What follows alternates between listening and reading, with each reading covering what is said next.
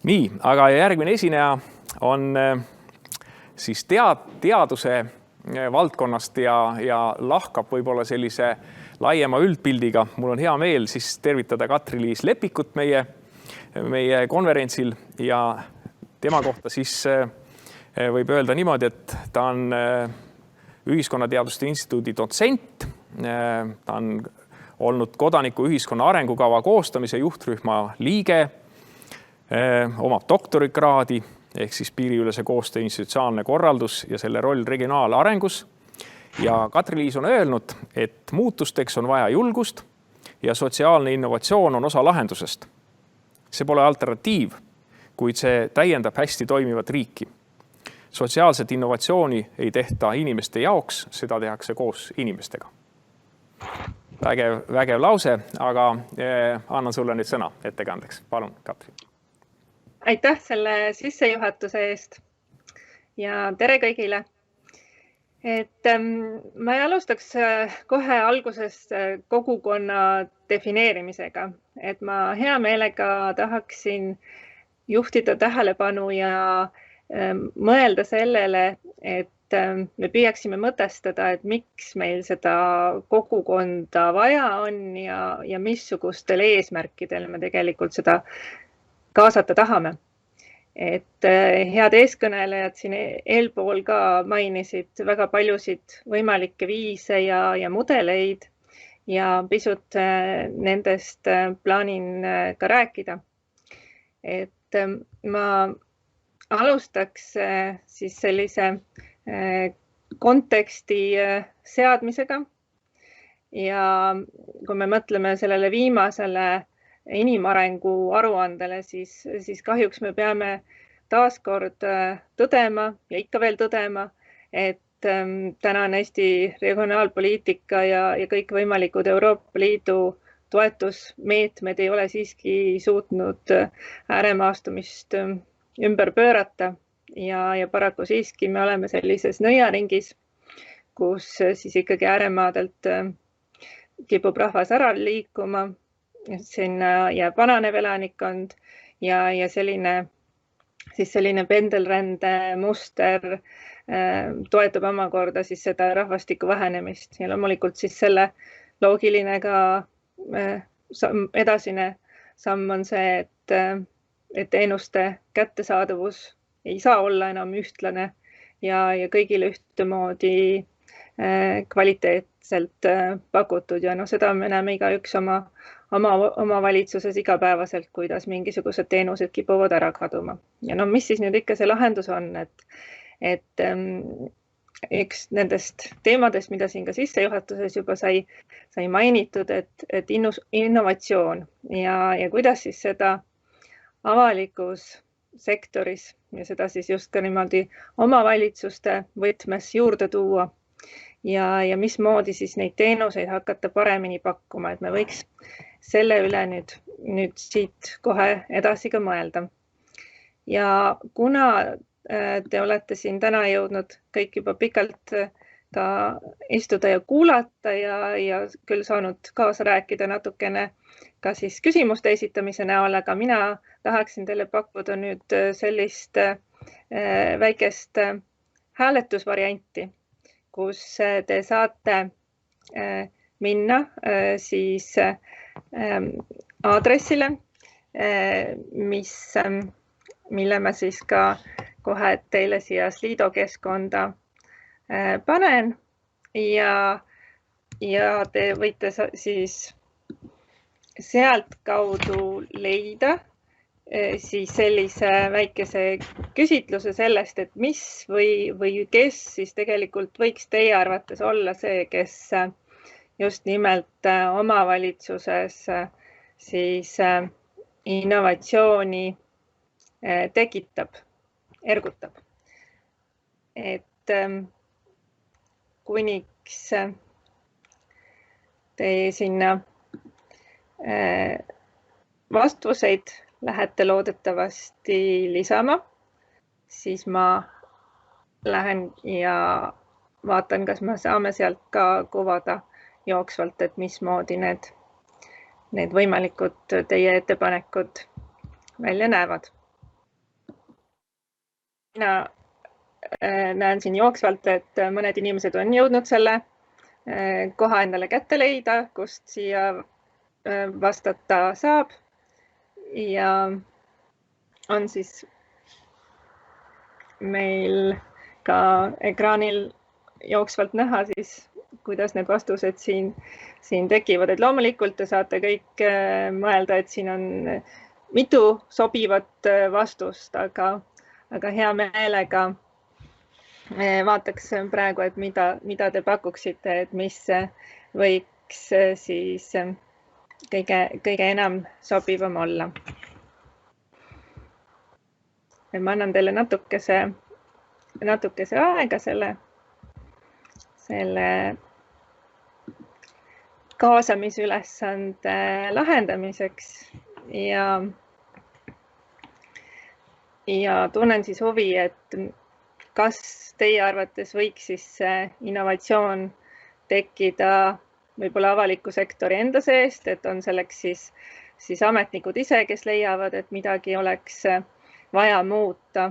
Sageli arvatakse, et innovatsiooni tekitab siiski pigem erasektor, mis on rohkem avatud siis turunõudmistele.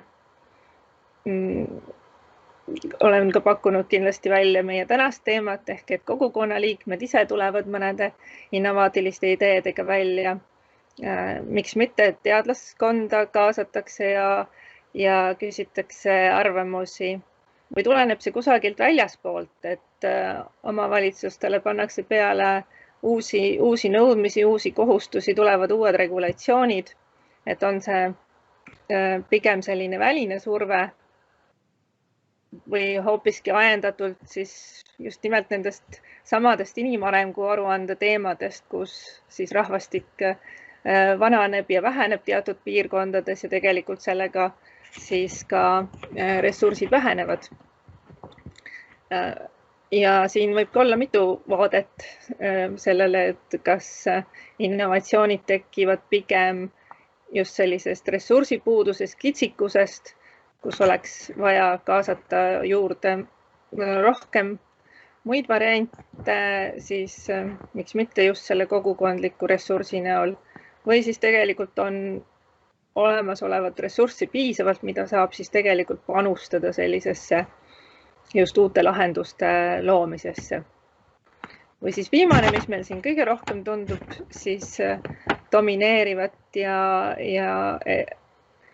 leiab siis kajastust, et pigem innovatsiooni siis tõukab tagant mõne konkreetse probleemi või väljakutse olemasolu. Et seda on siis hea teada, et te olete leidnud, et pigem tuleks hakata mõtlema ja lahendama siis olemasolevaid probleeme ja sellega kaudu siis panustada ka nende uute innovatsioonide tekkesse. Et te saate seda siin ka veel edasi märkida. Aga ma arvan, et siin on tulemust domineeriv selgelt, et kes meil praegu siin auditooriumis on siis seda probleemi pidanud tõepoolest selle peamiseks allikaks. Aga ja arutleme natukene siis selle üle, et mida on siin ka mõned eeskõnelejad juba tegelikult maininud seda koosloome terminit ja koosloome sõna on siis siin ka korduvalt läbi käinud ja kasutatud. Et tuleb tunnistada, et ega sellele koosloomele ei ole ka sellist väga kindlat ühtset määratlust, et see võib tähendada nii arendustegevust kui ka ühiste väärtuste loomist ja seda siis just kogukonnast selle liikmetega koos ja nende poolt. Ja kui ma siin nüüd korduvalt mainin ka seda avalike teenuste teemat, siis tegelikult minu ettekandes on sellele väga selline lai vaade ehk et ma lähen siis kaugemale sellisest võib-olla avalike teenuste korraldamise rohelisest raamatust tuntud kirjeldusest või definitsioonist, kus siis avalik teenus on see, mida riik või kohalik omavalitsus või siis avalikku ülesannet täitev eraõiguslik isik osutab ja ma räägiksin pigem siis avalikust teenusest siinkohal siis just selles võtmes, kuidas Euroopa Komisjon on oma visioonidokumendis seda püüdnud siis sõnastada, ehk et see on siis ükskõik millise sektori poolt osutatav teenus, aga oluline on just see, et see oleks siis avalikes huvides ja ühtlasi ka siis sellist avalikku hüve ja ühiskondlikku väärtust pakkuv siis teenus. Ja kui me nüüd mõtleme, et kuidas siis see kohalik kogukond võiks siis olla üldse kaasatud nende uute lahenduste loomisesse, mis siis meil siin, mille ees me siis täna seisame ja mida siis ka siin varasemalt mainitud on, et millised on need võimalikud variandid ja me võime siin siis nii-öelda sellises teoreetilises võtmes rääkida siis 3 erinevast viisist ehk siis sellest, kus kodanik või siis ka kogukonnaliige on avaliku poliitika koosrakendaja. Ehk siis see tähendab seda, et kodanikud võtavad siis praktiliselt enda peale mõne teenuse osutamise või siis pakkumisega seonduvad ülesanded. Siis me võime rääkida sellest, et kodanik on kooskujundaja. Ja siin on ka varasemalt te kuulsite juba korduvalt disainimise sõna, ehk et siin on just päevakorras selline teenuste disain, teenuste arendamine ja räägitakse kasutajakesksest disainist. Ehk siis siin on kogukonna liikmel siis see roll, et kus ta saab siis aktiivselt panustada juba mõne olemasoleva teenuse ümberkujundamisesse ja sellest kaasa rääkida. Ja selleks on erinevaid viise, kes on siin kõnelenud erinevatest äppidest või muudest digitehnoloogia võimalustest ja kuni siis reaalsete praktiliste füüsiliste siis kohtumisteni välja. Ja nüüd see viimane variant on siis tegelikult see, kus meil võiks siis toimuda see praktiline koosloome ehk et kus kodanik ise algatab siis mingisugusele probleemile lahenduse. Et kus te siis just mainisitegi siin või selle nii-öelda lühikese kiiruuringu tulemusena tuli välja, et on kohalikul tasandil probleem, on kogukonna liikmel endal üks probleem, mis vajab lahendust ja ta tahaks kaasata sellesse teisi aktiivseid liikmeid oma siis kogukonnast ja kodukohast, et kuidas seda saaks kõige paremini lahendada. Ehk siis kodanik sellisel puhul ongi see väärtuse looja ja selle väärtuse kaaslooja. Ja nüüd ma näitaksin teile siis ühte sellist maatriksit, mis kirjeldab ja näitab ära selle, et kus asub siis see koosloome nii-öelda sellises traditsiooniliste teenuste pakkumise vaates. Et kui me mõtleme siis nendele professionaalidele, kes siis on omavalitsuse, kas siis enda ametnikud ja teistpidi siis kogukonna liikmetele. Ehk et siin siis see koosloome tegelikult sünnib siis just ja tugineb siis sellisele nii ülalt alla juhtimisele ehk et siis omavalitsuselt või siis ka teenusepakkujatelt teenuse kasutajatele ja teistpidi ka nii-öelda alt üles korraldamisele ehk et inimese enda probleemist, tema enda algatusest siis omakorda teenusepakkujatele ja siis kohalikule omavalitsusele. Ja veel kord, et neid teenuse pakkumise mudeli, nagu me teame, on väga palju erinevaid ja kindlasti see koosloome ei ole üks selline imeline võluvits, et mis lahendab nüüd kõik võimalikud probleemid kogukonnas ära, et see on üks selline paljudest viisidest teenuseid siis muuta, uuendada ja leida siis uusi lahendusviise. Et seega tahaks öelda just seda, et kodanikud ja kogukonna liikmed on siis selle ressursi omanikud. Ehk et me võiksime mõtestada siis miks meil seda kogukonda kaasata on vaja, miks me tahaksime, et ta panustaks, ongi see, et mõelda temast kui tegelikult ressursist ja ressursist siis mitte ainult sellise vabatahtliku töö kontekstis ja mõistes, vaid pigem siis ikkagi just sellise algataja ja lahenduste leidja vaates, kus ta tulebki selle probleemi lahendusse kaasa oma kogemustega ja oma väga sellise unikaalse teadmisega just nimelt, et kuidas tema tahaks, et see lahendus saaks sündida. Et see kõik väga abstraktne ei oleks, siis ma tahan mainida ära ka seda praktilist kogemust, mida me siis oleme püüdnud ka analüüsida ja päriselt siis ellu viia ja selleks koosloome siis mudeliks on loometalgud Võrumaal, mida me nimetame ka sotsiaalseks häkatoniks, kuna see on siis alguse saanud sellisest IKT maailmas tuntud häkatoni mõistest, kus siis 48 tunni jooksul luuakse tavaliselt mõni prototüüp, olgu selleks siis mõni äpp või platvorm, mis siis peaks kiiresti laienema ja hakkama siis omanikele küll tulu teenima. Aga meie oleme siis püüdnud Võrumaal katsetada sellist loometalgute teemat, kuidas siis koosloomesse kaasata just ka need inimesed, kes tavapäraselt ei ole sellest kuidagi olnud. Ehk et ka siin küsimustest kõlas läbi, et kuidas siis ikkagi erinevaid sihtrühmasid saaks kaasata ja et see koosloome on olnud siis seni selline füüsiline sündmus, kus siis tulevad kokku ka erivajadustega inimesed, eakad, erinevast soost ja vanuserühmast.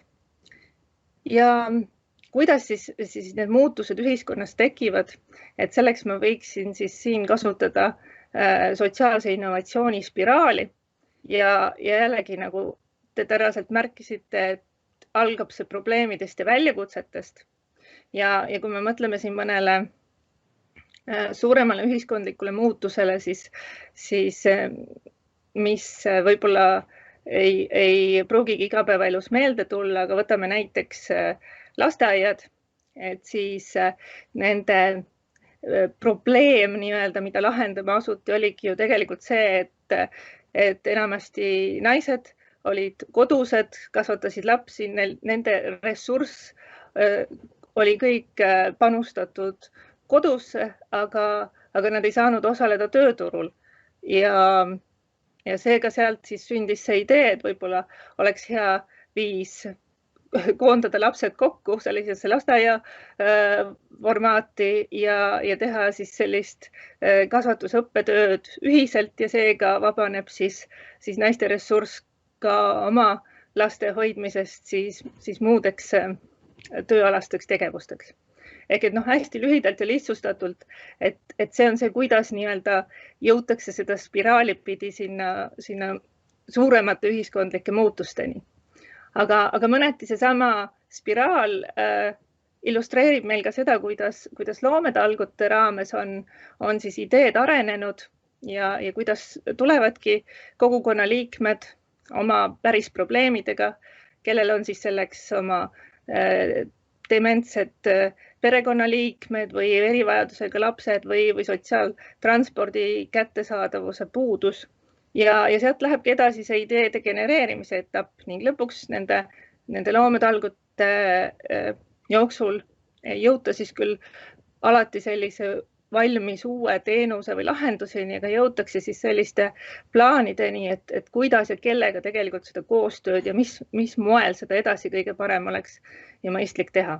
Ehk siis tavaliselt nüüd jällegi tulles nagu sellise laiema ühiskondliku muutuse konteksti juurde, siis sealt edasi peaksid siis tulema nende ideede elluviimise etapid ja sageli ka siis nende ideede kasvamine siis kas siis äriliselt, rahaliselt või siis ka lihtsalt praktikate jagamise mõttes siis laienemine üleriiklikult või miks mitte ka globaalselt. Ehk et see on selline viis, kuidas siis need ühiskondlikud muutused ja just nimelt siis selline sotsiaalne innovatsioon ühiskonnas tekib. Ja kui me siit nüüd mõtleme praktiliselt sellele, et mida eelnevalt on mainitud nende erinevate teenuste ja ka selle kaasneva rahastamise teemade juures, et üks paljudest siis võimalikest viisidest oleks ju ka mõelda siin seda korduvalt mainitud mittetulundusühingutele jaotatavat raha ja võiks ju siis mõelda sellele, et kuidas käsitleda võib-olla neid teenuseid ka väga palju laiemas võtmes, ehk et nende samade sotsiaalteenuste lahendused ei ole siiski ainult kitsalt nende sotsiaalteenustes, et ka nende samade kasusaajate kaasamine nende teenuste lahendusse, et võtame selleks ka sellesama dementsete teema näiteks, et perekonnaliikmed on need kasusaajad ja need, keda kõige parem oleks ja võimalik kaasata sinna teenuste disaini, kes kõige täpsemini teavad, mida siis nendel vaja oleks. Ja samamoodi see mittetulundusühingute rahastamine ei pea olema ainult seotud sellega, et neile pakutakse mingit liigi hoolekandeteenust või sotsiaalteenust, et see võib olla ka väga vabalt seotud vaba aja või harrastuste või millegi muuga, mis oleks palju komplekssem ja laiem. Et siin oleks nagu seda mõtteruumi, et kuidas eesmärgistada pigem seda rahastamist ja leida siis selleks ka sobilikud mudelid juurde. Ehk et siis kokkuvõtteks ma ei defineeriks kogukonda ühe ja kitsa kas siis linnalise kogukonnana või maakogukonnana, et palju viise on öelda, mis seda seob, et seovad ühised väärtused, ühised traditsioonid, tavad ja võiks olla ka, et nad on avatud ja ka need kogukonnad ise on avatud muutustele ja teiste inimeste kaasamisele, et need on kõik head põhimõtted ühe kogukonna defineerimisel. Aga jah, et oluline selle kõige juures on määratleda, et missugust kogukondlikku ressurssi tegelikult ja milleks siis kaasata tahetakse ja teha seda siis võimalikult laias partnerluses siis nii omavalitsuse kui siis erasektoriga koostöös. Et seega tahaks julgustada kõiki koos looma ja väga laialt ja avatult nende teemad üle mõtlema. Aitäh! Nii, suur tänu, Katri-Liis. Ka mõned küsimused on siin tulnud.